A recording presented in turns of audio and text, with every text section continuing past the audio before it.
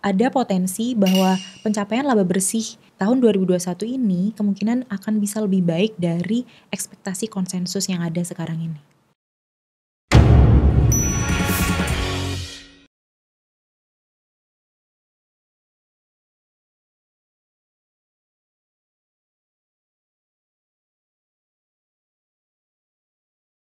Welcome to Superstock. Di Superstock kali ini kita akan membahas satu sektor industri, yaitu industri poultry. Seperti apa perkembangan industri ini? Langsung saja kita ngobrol dengan Emma Fauni, Research Analyst dari Mirai Asset Sekuritas Indonesia. Hai Emma. Hai Mbak Alia.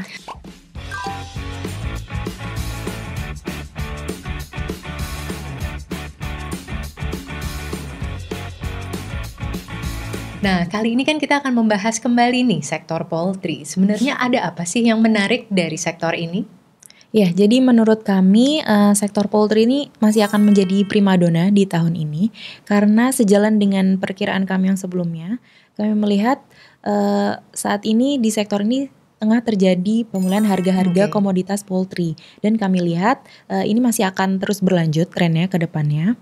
Dan implikasinya terhadap laba bersih perusahaan-perusahaan integrator poultry ini akan bisa lebih baik dari ekspektasi konsensus. Oke, berarti kita berbicara tentang perkembangan harga ya. Nah, bagaimana dengan perkembangan harga DOC dan broiler sejauh ini? Iya betul sekali Mbak Alia. Jadi pergerakan harga-harga komoditas poultry seperti broiler dan DOC itu belakangan masih cukup stabil ya. Untuk harga broiler itu quarter to date sekarang ada di kisaran 19.000 sampai 20.000. Nah untuk farmers bisa dapat healthy operating profit margin itu paling nggak harga minimal ada di 17.000 level lah. Jadi di level harga yang sekarang 19.000 sampai 20.000 itu menurut kami masih sangat bagus gitu. Walaupun memang sebelumnya harga sempat turun-turun tipis ya setelah lebaran, tapi karena adanya instruksi culling lagi, sekarang trennya harga sudah kembali recover di atas 17.000 level. Oke, jadi harga broiler tetap di-maintain di atas 17.000 ya. Tapi bagaimana dengan harga DOC? Iya, kalau untuk harga DOC sendiri saat ini juga masih ada di level yang sangat bagus. Quarter to date sampai bulan Mei itu rata-ratanya masih ada di 7.000. Dibandingkan dengan kuartal 1 2021 itu flat sedikit lebih tinggi ya. Nah, di level harga 7.000 ini menurut kami ini sangat bagus dan di atas ekspektasi konsensus gitu. Karena tadinya kita berekspektasi dari harga 7.000 level di quarter 1 itu kita expect sebenarnya akan normalize ke sekitar level 5.000 sampai 6.000 yang mana itu juga adalah level yang sebenarnya sudah sangat bagus. Jadi sekarang di level 7.000 masih flat dengan quarter 1 2021 itu menurut kita harga DOC sekarang itu sangat bagus gitu. Oke, jadi selama termaintain di harga 7.000 itu masih akan tetap bagus ya. Ya, saya juga mengamati nih Mak, sebenarnya saya lihat memang pergerakan harga broiler dan DOC ini masih sangat tinggi ya. Yang tadinya semula saya pikir ini karena lebaran efek, tapi terus berlanjut nih hingga sekarang. Sebenarnya apa yang melatar belakangi hal tersebut terjadi ya? Ya, jadi ini karena keseimbangan supply demand untuk komoditas broiler dan DOC itu masih terjaga dengan baik ya. Terutama ini karena didorong oleh pengendalian supply oleh pemerintah yang biasa kita sebut dengan culling atau pemusnahan ayam gitu ya. Iya, jadi waktu itu harga broiler itu sempat naik sangat tinggi di bulan April, itu masa awal-awal Ramadan. Mungkin karena meningkatnya mobilitas masyarakat karena aktivitas bukber ya pada saat itu. Sehingga waktu itu culling itu dikurangi oleh pemerintah. Dari biasanya itu sebulan atau 4 minggu full, ini jadi hanya 2 minggu saja. Dan secara amount itu juga turun, biasanya sekitar 50 juta sampai 60 juta totalnya dalam satu bulan. Ini dalam satu bulan hanya sekitar 40 juta telur final stock saja. Kemudian yang terakhir itu pemerintah kembali menginstruksikan culling selama 1 bulan full lagi baru-baru ini yang diterapkan dari Juni sampai awal Juli nanti dengan amount sekitar 50 juta telur final stock. Oke, nah berbicara tentang culling berarti kan memang ada campur tangan dari pemerintah ya. Iya. Sebenarnya sudah berapa lama culling ini dilakukan? Ya, jadi sebenarnya culling ini sudah dimulai sejak tahun 2019 lalu ya. Karena waktu itu memang isunya itu oversupply tipis lah gitu. Nah, sehingga pemerintah mulai menginstruksikan culling ke poultry integrators dan ini berlanjut sampai tahun 2020. Tapi kemudian di bulan Maret waktu itu ada pandemi sehingga aktivitas culling itu sempat terhenti karena ya tidak memungkinkan untuk dilaksanakan culling lah pada saat itu. Kemudian di bulan Agustus 2020 itu instruksi cullingnya berlanjut lagi karena ya mungkin udah cukup kondusif situasinya pada saat itu, dan ini masih berjalan setiap bulan sampai memasuki tahun 2021 ini. Nah, Oke. di sepanjang tahun 2021 ini so far udah ada 5 kali instruksi culling. Memang nggak full setiap bulan ya, karena tadi yang saya bilang di bulan Ramadan, April April itu kemarin di ya. bulan Ramadan untuk anticipate higher demand memang pemerintah agak sedikit mengurangi instruksi culling gitu. Jadi so far udah ada 5 kali. Oke, jadi sepanjang 2021 hingga Juni ini sudah ada 5 kali culling ya. Iya, betul. Tapi ketika keadaan dan situasi tertentu ada relaksasi dari culling tersebut juga ya. Iya betul, untuk mengantisipasi demand yang lebih tinggi. Dengan adanya kebijakan culling yang dilakukan oleh pemerintah memang memberikan ruang margin yang cukup tinggi untuk pelaku industri. Tapi bagaimana dampaknya terhadap demand dari masyarakat itu sendiri? Kita lihat pemulihan harga-harga poultry ini masih sangat dipengaruhi oleh pengendalian supply daripada peningkatan demand-nya ya. Kalau dari sisi demand-nya sendiri kita lihat memang sudah recover dibandingkan masa awal-awal pandemi ketika waktu itu ada shock in demand. Tapi kami rasa demand saat ini tuh masih belum kembali ke pre-COVID level ya. Jadi kami lihat ya ke depannya juga menurut kami Ada ruang pertumbuhan demand ya berarti iya ya? masih ada Oke. ruang pertumbuhan demand, tapi pengendalian supply dari pemerintah ini masih sangat besar kontribusinya terhadap equilibrium harga. Berkaitan dengan diberlakukannya kembali PPKM di Jakarta dan sekitarnya seiring dengan meningkatnya kasus positif COVID, bagaimana dengan proyeksi harga ayam ke depannya nih? Oke, jadi dengan adanya pengetatan PPKM Mikro ini mungkin downside risk-nya terhadap demand itu cenderung mild ya, atau tidak terlalu signifikan. Kami melihat mungkin mobilitas masyarakat untuk keluar rumah akan menurun, yang mana ini akan menurunkan permintaan ayam untuk dining in di restoran-restoran. Tapi namanya makan ini kan masih kebutuhan pokok ya, sehingga mungkin hanya demand-nya saja yang bergeser lebih ke permintaan di supermarket dan pasar tradisional karena mungkin meningkatnya aktivitas home cooking dan food delivery seperti itu. Di tengah recovery sektor poultry ini, bagaimana dengan laba bersih perusahaan-perusahaan yang berada di industri ini dan bagaimana dampaknya ke pergerakan harga sahamnya? Kami kira pemulihan di sektor poultry ini akan berdampak sangat bagus terhadap laba bersih perusahaan-perusahaan integrator poultry ya, terutama untuk perusahaan-perusahaan dengan skala bisnis yang lebih kecil dan yang terdampak negatif di sepanjang tahun 2020 kemarin. Dan menariknya lagi, kami lihat ada potensi bahwa pencapaian laba bersih tahun 2021 ini kemungkinan akan bisa lebih baik dari ekspektasi konsensus yang ada sekarang ini. Karena kemarin kan pencapaian laba bersih kuartal 1 2021 untuk yang udah keluar yaitu Java dan Malindo itu run rate-nya pencapaiannya itu ada di 40% terhadap estimasi full year 2021 gitu. Oke. Kemudian tadi saya sempat menyebutkan bahwa harga broiler dan DOC itu kan stabil ya sampai saat ini. Quarter to date harga broiler lebih baik daripada kuartal 1, kemudian harga DOC flat cenderung sedikit lebih baik dibandingkan kuartal 1, yang mana tadi juga saya sebutkan bahwa di level ini harga DOC itu sangat bagus di atas ekspektasi konsensus gitu. Nah nanti kalau misalnya laba bersih kuartal 2 keluar gitu, kemungkinan akan similar dengan kuartal 1 yang tadi pencapaiannya sudah sampai 40%. Jadi kan kalau misalnya full year estimate 2021 100% dibagi 4 kuartal gitu ya. Kalau satu kuartal 25%, nah ini nanti kalau misalnya kuartal 2 Sudah earnings-nya mencapai keluar similar dengan kuartal 1, tadi kan kuartal 1 sudah sampai 40% ya. Berarti bisa ada kemungkinan sampai first half 2021 nanti pencapaiannya bisa sampai lebih dari 80% dari konsensus punya estimate sampai full year 2021 saat ini gitu. Jadi bagus banget ya bagus sebenarnya. banget. Jadi ini akan men-trigger konsensus untuk meng-upgrade earnings estimate di full year 2021 ke depannya. Dengan projection performance profit yang akan bagus nih potensinya ya, tapi kenapa nih justru pergerakan harga sahamnya berlawanan justru turun nih Mak?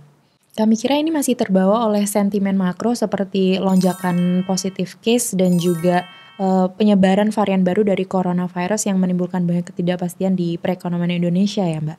Dan menurut kami katalis yang tadi kami sebutkan itu justru akan bisa memboost share price-nya perusahaan-perusahaan poultry nanti ketika laporan laba bersih perusahaan-perusahaan poultry second Q itu keluar yang biasanya di akhir Juli nanti gitu.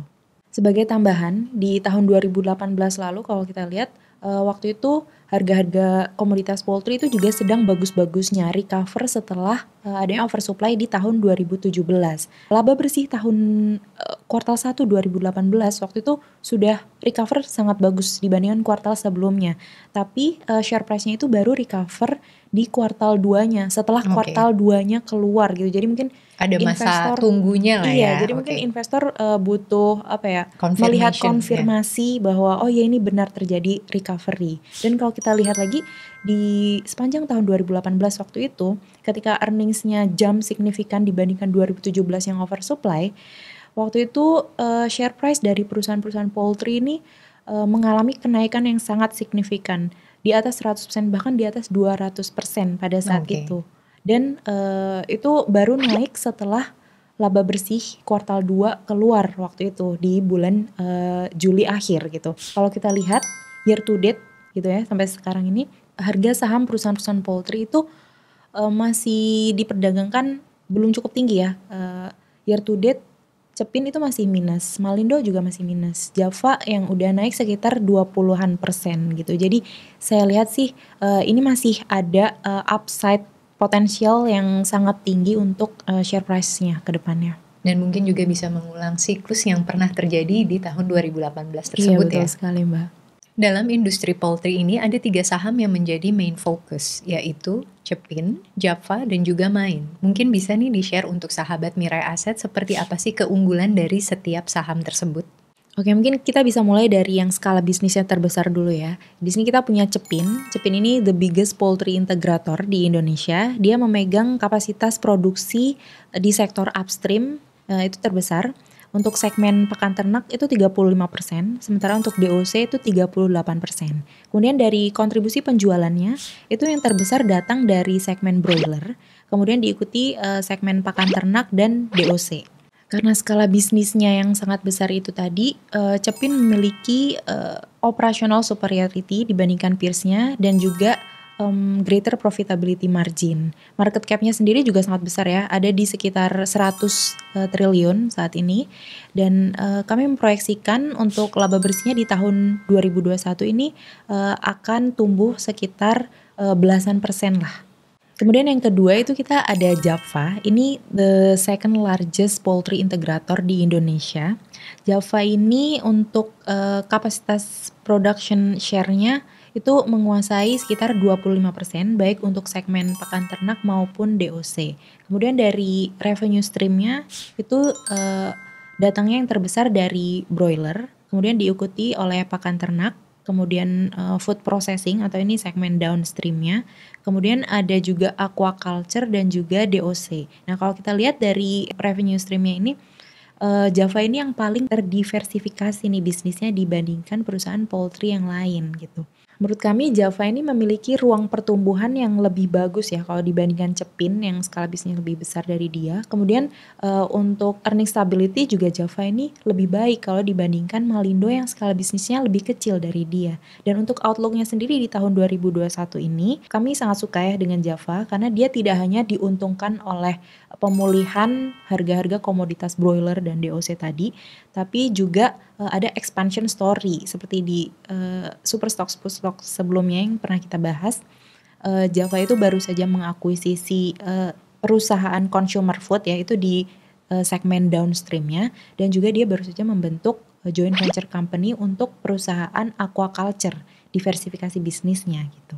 Untuk proyeksi laba bersihnya sendiri, kemarin di first Q 2021 itu capaian laba bersih Java itu kan sudah mencapai 859 miliar dibandingkan laba bersih full year 2020 itu sebesar sekitar 900-an miliar. Jadi pencapaian di first Q 2021 sendiri itu sudah sangat tinggi. Ya hampir sama lah ya. Iya, sudah dengan hampir sama dengan full year 2020. 2020. Nah, makanya untuk estimasi full year 2021 ini kita perkirakan laba bersihnya akan bisa tumbuh di atas 200% year on year gitu. Nah, untuk market cap-nya sendiri Java itu sekarang ada di sekitar 20-an triliun ya. Jadi beda jauh kok dibandingkan yang Cepin tadi. Selanjutnya adalah emiten yang terakhir, yaitu Main nih. Bagaimana sih keunggulan saham Main ini? Ya, jadi Main ini merupakan yang terkecil ya kalau dibandingkan dua kompetitornya tadi di bawah coverage kami. Tapi di industri sendiri Malindo itu merupakan ketiga yang terbesar.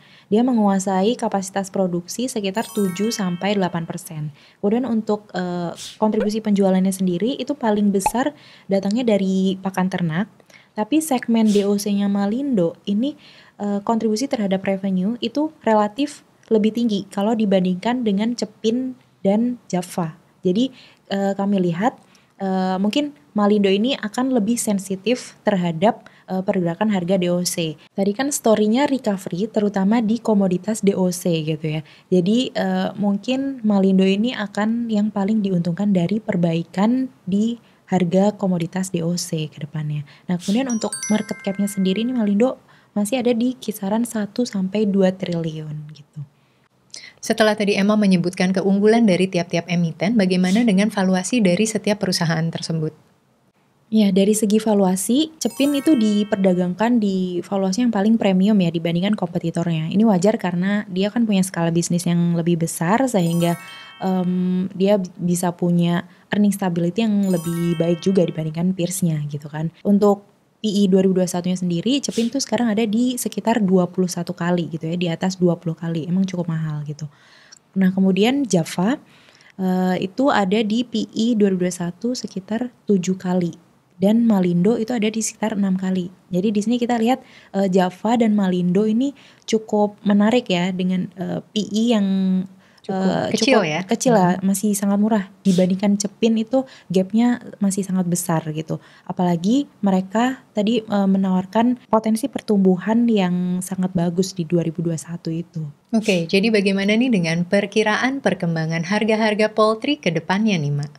Kami kira pergerakan harga broiler dan DOC itu ke depannya masih akan sangat bergantung terhadap berlanjut atau tidaknya kebijakan pemerintah untuk menginstruksikan culling tadi ya. Karena tadi kan sempat kita katakan bahwa equilibrium harga saat ini itu sangat dipengaruhi oleh dari sisi supply-nya daripada demand-nya gitu. Nah, perkembangan pandemi ke depannya itu juga pastinya akan ada impact-nya ya terhadap demand, tapi mungkin mild aja, jadi nggak terlalu signifikan. Jadi kami expect ke depannya pemerintah masih akan terus secara berkala mereview kebijakan culling ini ya, supaya equilibrium harga broiler dan DOC itu bisa termaintain di harga yang stabil sampai seperti saat ini.